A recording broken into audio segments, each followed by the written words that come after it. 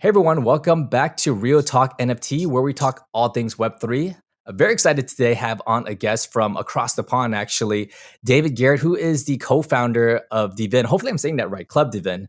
And you have a very interesting backstory and how you got to this point now with the project that you're working on. So welcome on the show, David. Thank you very much, Joe. I appreciate it. Great to be here. We're and you did pronounce it right. It's actually dVin Labs. Okay. Our little sandbox community is called Club dVin, which is kind of fun, and that's what we've been working on. Kind of exposing those people to get product market fit for the last couple of years. But dVin Labs is the company. I'm gonna take a jab at this because I didn't look in depth on the naming. Is it decentralized wine? Because Vino's wine, right? Is Yeah, that yeah, what it yeah. stands for? Okay. Oh, Decentralized wine, democratized wine, disintermediated wine. Yeah, exactly. okay. Digital wine. Yeah, yeah, yeah. Digital wine's a good one. Okay, cool. Well, wow, I finally hit one on the head. Awesome. But you Very you good. do better at telling the story, the origin story. But before we do that, I took a look at your background. You've done a lot of work all around the world in the world of tech and, of course, in the wine industry. Tell us how you guys came about with this project. Sure. Yeah, I've been very fortunate. I was an early tech guy. I started a tech company. We built actually the first intranet for the U.S. Navy. Wow. Many years ago, and I sold that company and dumped it all into a vineyard and a winery in Argentina. Nice. Which was a really great life experience. I spent 10 years there, learned a lot about wine, really started from the ground up. And since then, I've done wine projects all over the world. I live in Spain now, here in Barcelona. I've got a little project really close to here in the Priorat, which is a little wine region. But I've worked in Hong Kong. I've worked in California. I've done tons of work kind of all over Europe, doing lots of things in the wine industry. From I've done M&A projects. I've done tech projects. I've even been subject matter expert on wine television and documentaries. So lots of different things. How we got here was my friends are mostly winemakers. And a few years ago, they started getting proposals from blockchain projects. And, I was the tech guy. So they called me and they were like, should I do this? Is this interesting?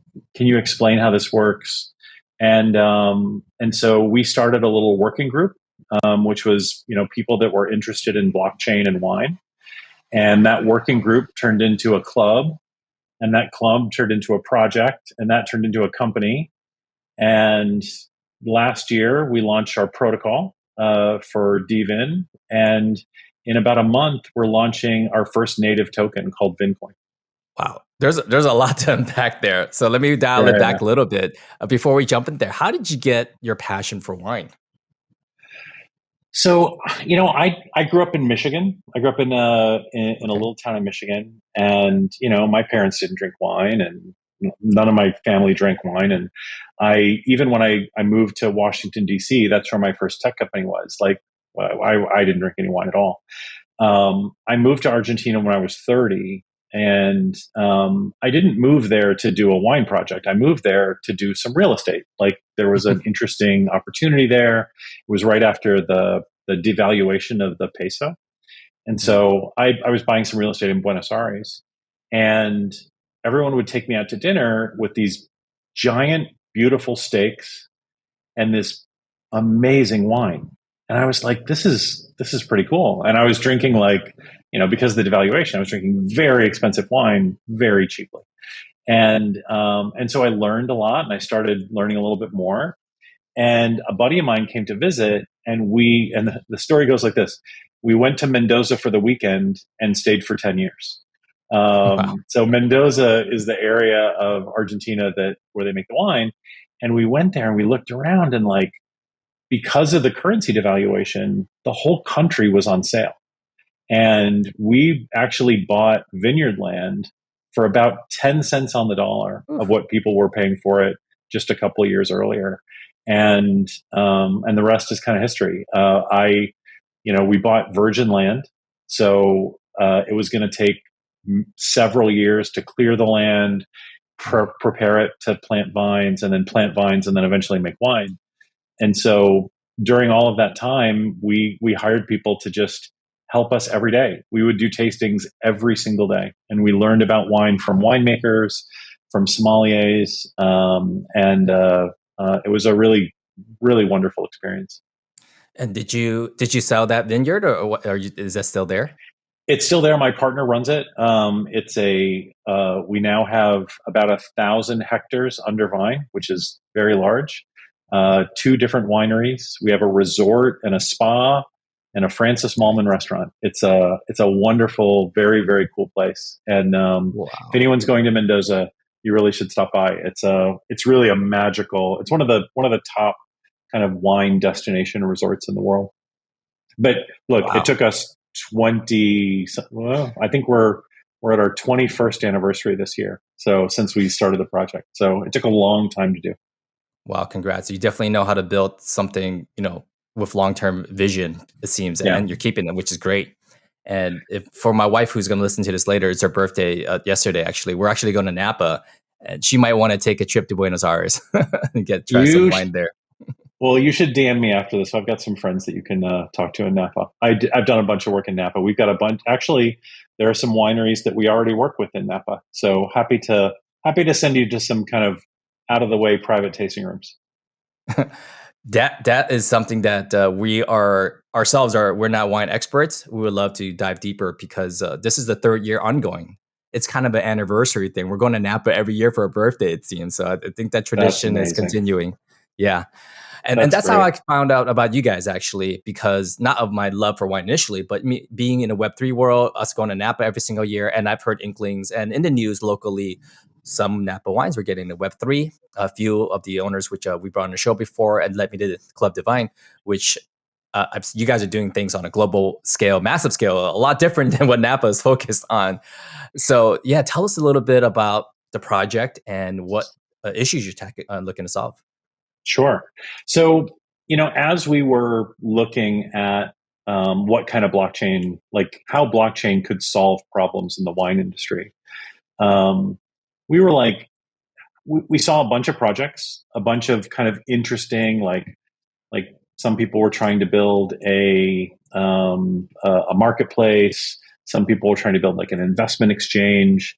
Some people were trying to build an authentication system.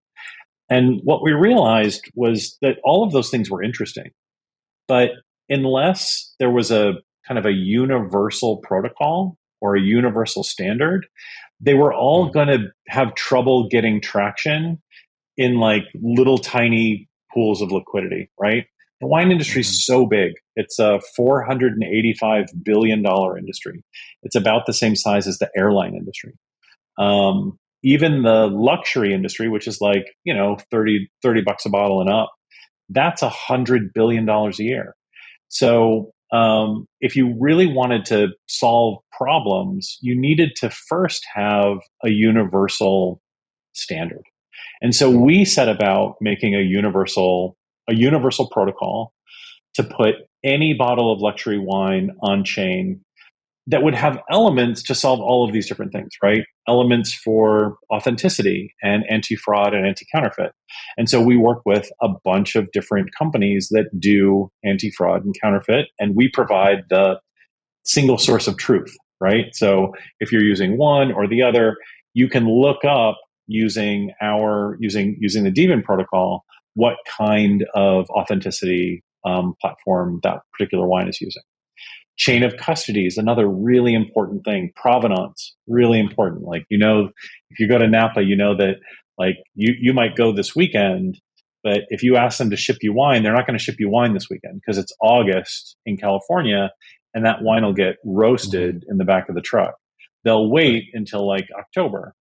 Well, that's actually a really important thing. Like chain of custody, as wine moves its way around the world, think about it, $100 billion, average price of 30 bucks a bottle. That's 3 billion bottles a year moving their way around the world. It's really important to make sure that they are stored and transported correctly. So tracking chain of custody, making sure that, who has had that bottle, that's a really important issue. That's a $10 billion problem. But then what we really focused on that we thought was kind of the biggest and most important current urgent problem in the industry is data, consumption data, and loyalty and customer acquisition. Because in Napa, where you're going, they've figured a lot of that out, right? They sell about 20 years ago in Napa, they used to sell about 10% of their wine direct to consumer. And that made up about 50% of their profits. Now they sell 94%. 94% of the luxury wine in Napa Valley is sold direct to consumer. And that means they have a connection with the consumer, right? They're selling direct, they're making more profit, they have a connection with the consumer. And that's a big business change, but it's only happening really in Napa Valley. We're trying to take that idea and make it global, right? The idea of being able to either sell direct to consumer or at least get closer to the consumer and be able to get feedback, because that feedback's really important for product development, marketing, messaging, packaging. There's lots of reasons why it's important to be able to have a connection with your consumer. So what we've built, which is really interesting in the short term, is this idea where when you open a bottle of wine, you can also pull the digital cork, right? Which is we call the NFT, that is the digital twin for that bottle. When you pull the digital cork, you're destroying the digital twin, but then you're minting a new NFT that we call a tasting token. And that tasting token comes with rewards and status from the winemaker. And it also gives you the ability to mint tokens for all of the other people that you tasted that wine with. So there's like a social aspect to it. You can like have a wine, your wine journal and what great wines you've tasted and who you've tasted them with.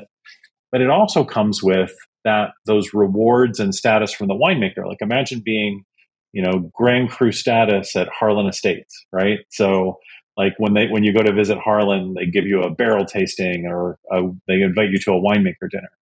Like that kind of loyalty program, we think is really, really important for the wine industry to kind of,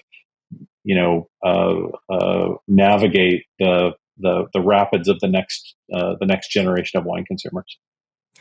Wow, that's very interesting. I would love to have a timeline of wine that I've drank throughout my days, Yeah, right. with who I've had it with, where it came from. I've been to Buenos Aires twice. Actually, had my first experience of Mendoza was there. I brought 5 bottles back in my carry-on. I forgot all the names of the wineries I got it Sure. from. I would love to understand not only on the wine level, but pretty much everything like ticketing and whatnot. Just have it all on chain so I can look back Yeah. and have provenance, right? So that's a very interesting take. You What we're guys have done launching, that. I saw that you guys are also doing things off chain, like you're doing in real life meetups and whatnot. How's that part of the whole ecosystem? yeah. So we're really what's really important, and this is important to me personally, but I think it's also important for what we're doing. Is the on chain part is cool. Like it's really cool to have an authentic proof of experience that you've tasted a wine. It's really cool to have a digital cork that has all the information on the wine that you can trade and know if that wine is authentic or know the chain of custody. But the whole purpose of it is so that you can sit down and enjoy wine with friends, right? Open a bottle of wine and enjoy it with friends. It's like that is part of human culture that's been around for 1,000 years or more. And for us, we thought it was really important, especially for the next generation of wine consumers, to figure out a way to make that experience cool and better. And so we've done events all over the world. We do a lot of events with Real Vision. Raul Paul is a close advisor, and we've done probably 10 events with him and with Real Vision over the course of the last 2 years. We do lots of events around Crypto Mondays. We work with closely. We work pretty closely with now we're working closely with the Solana Foundation. We've done a number of events with them, and we show up, we pour great wine, we mint NFT tasting tokens for people, and it usually ends up pretty fun. Awesome. A lot of people are familiar with that now. Coming from 2021 to now, a lot of people are familiar with minting NFTs and utilizing that for a gateway into experiences or whatnot. Tell us about the progression, because now you're moved on to solving supply chain issues. You guys are looking to launch a token this upcoming September. Can you talk briefly about that? Sure. So we've been looking at figuring out a way to incentivize more and more adoption of our platform. Like we last couple of years, we've really figured out product market fit. It's really fun. It's really easy, and the product really is, it works really well. But we wanted to figure out a way, how can we incentivize more people to get on the platform and more winemakers to get on the platform? And so that's why we're launching the token. The token actually works really simply. It's called VinCoin. We're launching in September at Breakpoint in Singapore. We're launching it on Solana, working closely with the Solana Foundation, working closely with the Jupiter Exchange. It's going to be a really fun event, and I can tell you more about what we're doing at Breakpoint in a minute. But the way VinCoin works, it's actually really simple. When you open a bottle of wine, the winemaker, when you open a bottle of wine, there's a simple transaction that happens. You open it, you pull the digital cork, which is like a simple button on your phone, and the winemaker gets really interesting information. They see when and where that bottle was opened. And then if you opt in, they get your contact information, right? They get to acquire a new customer. And then because you can share tasting tokens with friends that you're drinking that wine with, they can acquire customers that have tasted other customers that have tasted the wine as well. And what they'll give you in exchange is VinCoin, right? So you open the bottle of wine, the winemaker gets data, and you get VinCoin. And you can turn around and use that VinCoin to buy more wine from the winemaker, or to pay for experiences like a winemaker dinner or a barrel tasting or a harvest experience at the winery. So it's a really good it's almost like air miles, but for luxury wine. And it's a great way for consumers to build a close relationship with the winemakers that they love and the wine brands that they love. I love that, because I love airline miles. That's probably the only loyalty programs that I'm loyal to, is the airlines sector of the world. And for wine, that's very interesting. How is it akin to, I wouldn't say airline miles, but we know, or I've read your deck where it says airlines make more money on airline mile Yeah. programs than on airplane tickets. That's pretty crazy. I read that in 2020. It was pretty interesting. I remember reading the article when during the pandemic, when none of the airlines were flying. They ended up staying afloat because they borrowed money against their points systems. And I was like, Mm. how does that work? And so I read the article, and it's funny. The title on the article is "Airlines Are Just Banks Now." And as you go through it, what you realize is they make way more money on their loyalty programs than they make on actual flying people around the world. So I thought that was a really interesting model, and I started playing with it a little bit. And the truth is, what we're doing at dVin with VinCoin is really modeled after how the airline system worked. So there's one kind of important thing, like when the light bulb hit for me, that was really interesting, which is, you live in the States, I lived in the States, but when I moved to Europe, what I realized is that most people around the world, a mile is not a unit of distance, because most people use kilometers. Mm-hmm. Most people around the world, when you say mile, they hear, oh, that's a unit of airline loyalty. Wow. That's how successful the Air Miles program has been around the world. Every airline around the world has convinced people that a mile is a unit of airline loyalty. And so everybody knows what a mile is worth. Everybody knows that it's important to claim your miles whenever you take a flight. They know that that when they do that, they get some status increase. They know that they get access to special things that other people can't get, whether it's the lounge or an upgrade. And they know that if they collect those miles, they can turn them in for more cool stuff from the airline.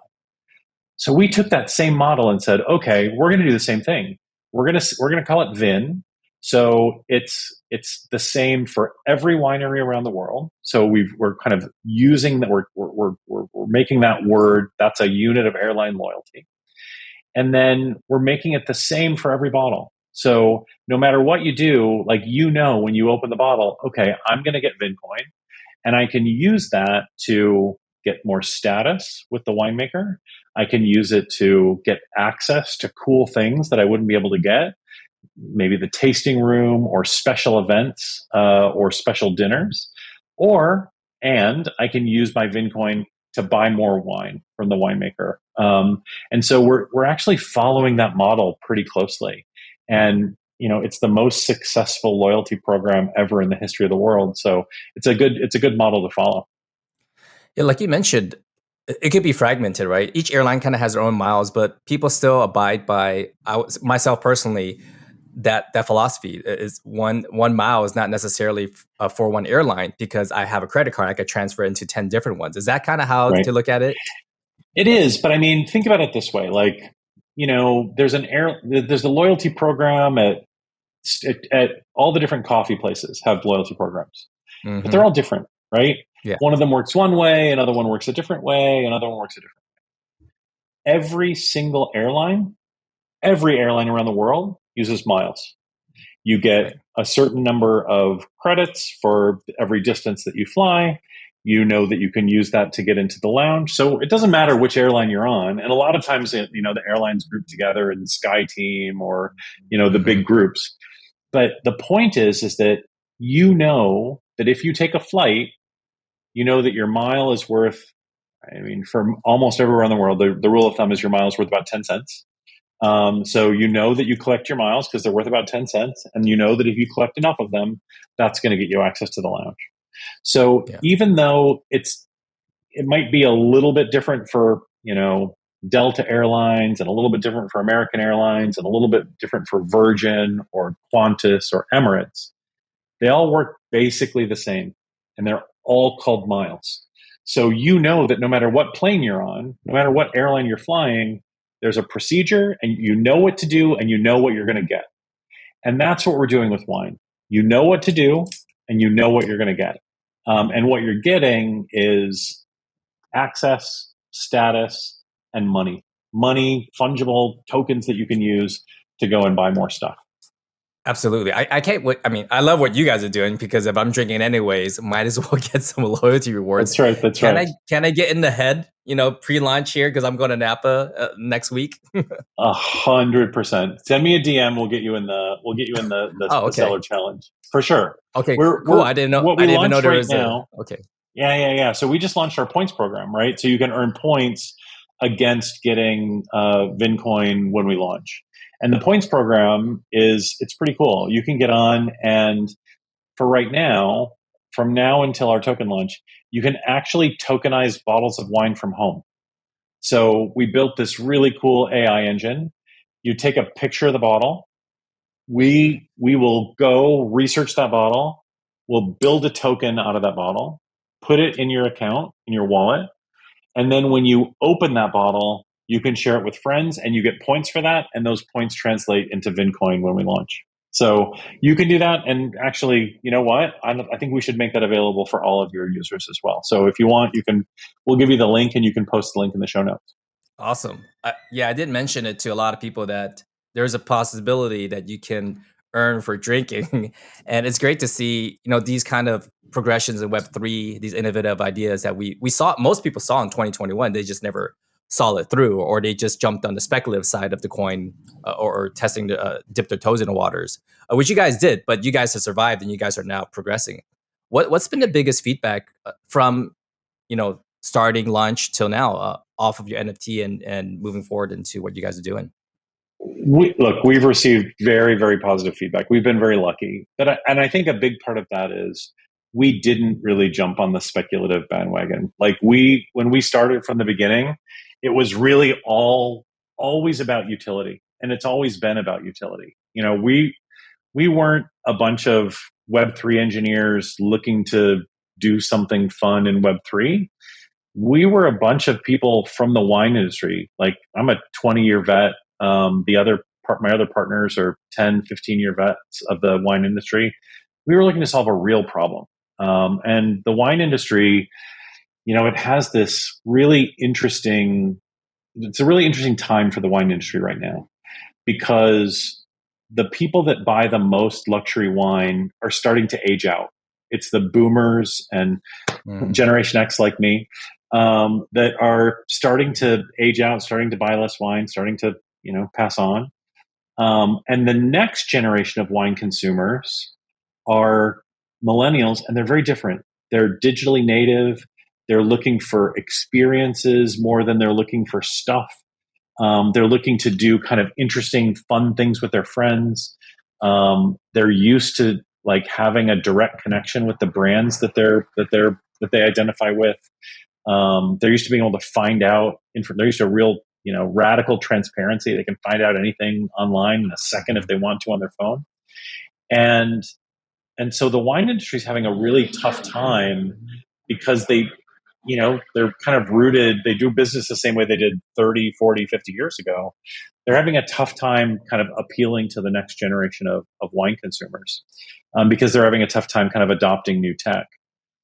But the opportunity is that the winemakers are aging out too, because the wine industry, especially the luxury sector of the industry, really grew in the 80s and 90s. And those winemakers are starting to pass the torch to the next generation. And so the next generation of winemakers, they see the opportunity. They understand, they're digitally native too. They understand technology.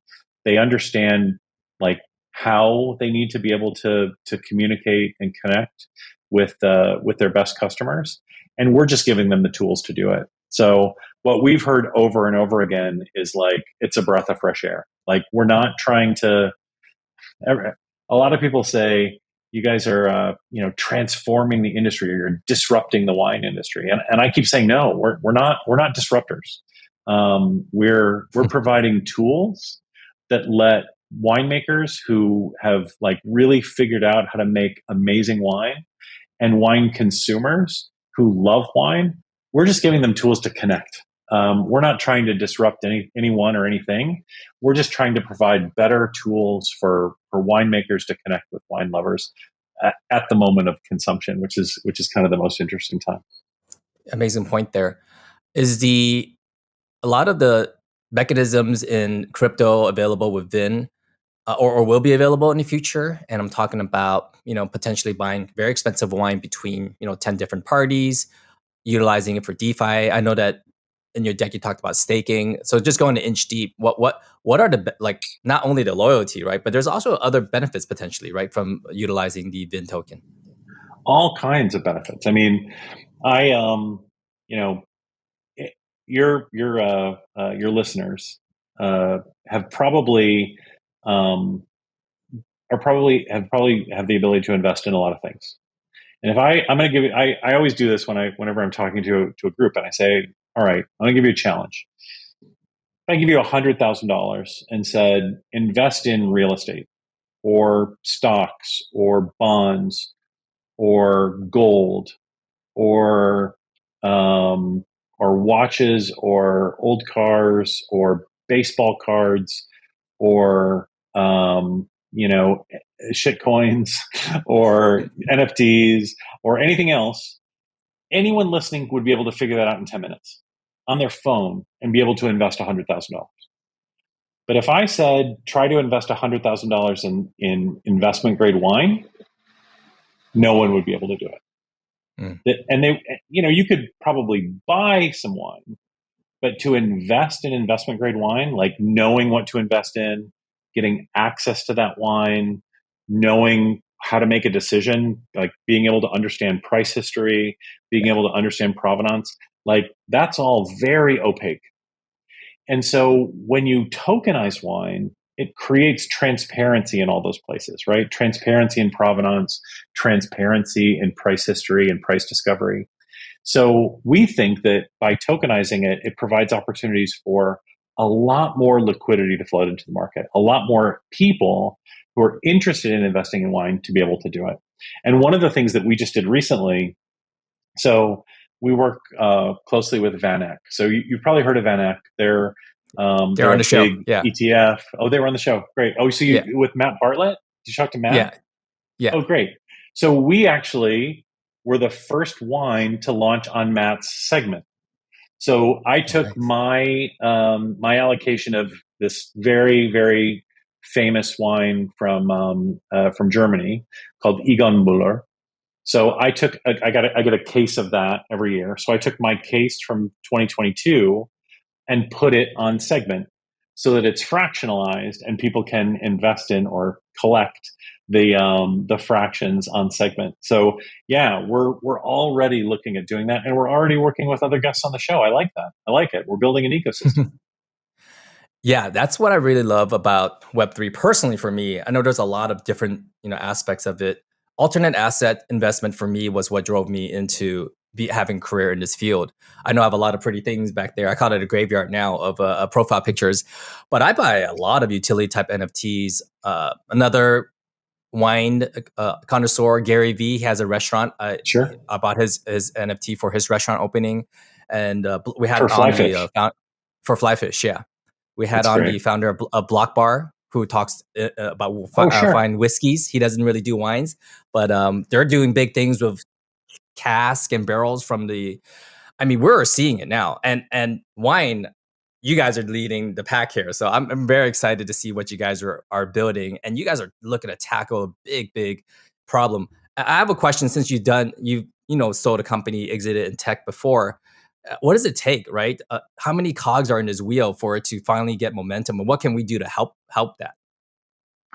Look, I mean, the biggest thing for us is to get like so it's really important for us to reach critical mass in the short term. Anytime you're trying to build a platform, we're not trying to build like Amazon, but we're still trying to build a platform. And with a platform, it's really important to have both buyers and sellers, right? So making sure that there are people that are users that understand and are excited and are kind of looking to use the product. And then obviously also really important to have winemakers. So we've been very fortunate in that, because I've been in the business 25 years, we have a lot of winemakers that are signed up and excited to use the product. And in fact, we've got about a 2-year waiting list of winemakers that are interested in tokenizing their bottles and putting them on the platform. But we're also what we really need right now. We've been in kind of a closed beta for about 2 years. What we need now is to get the word out for consumers, and that's why we created the Seller Challenge, so that anybody can sign in with their phone. They can tokenize any bottle of wine that they have at home and like really learn how to get those rewards. And those rewards, that mechanism of earning those rewards, that's the way that winemakers are going to get excited, because they're going to get great data. They're going to learn who likes their product. They're going to learn who's consuming it.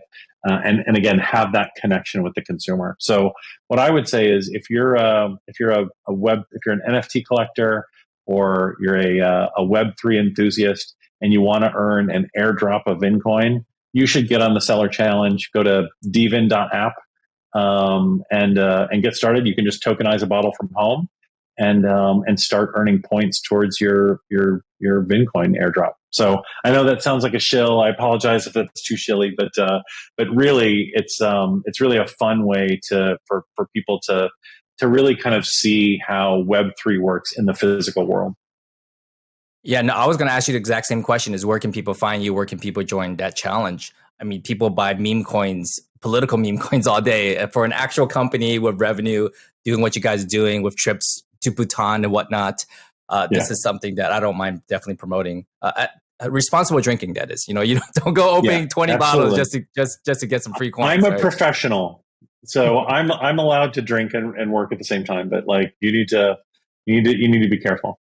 Got it. Well, David, I know you mentioned the challenge. Where can people find you personally if you want to be found? That is. Sure. So well, if you go to our Twitter, you go to dVin Labs on Twitter, you'll find me in the thing. I don't really use it very often. I'm starting to use it more. My team has convinced me that I need to get on Twitter and use it more. So you can find me there at dVin Labs. But I'm kind of everywhere. I'm easy to find. Awesome. And I really mean this when I say this. I can't wait to have you back. I know you're launching in September. You're going to have so much data and so much feedback from this September to next that we would love to have you back to hear, all the changes and progresses that you're going to make. That's great. Love to come in anytime. Really appreciate it, Chuck. Thanks, David.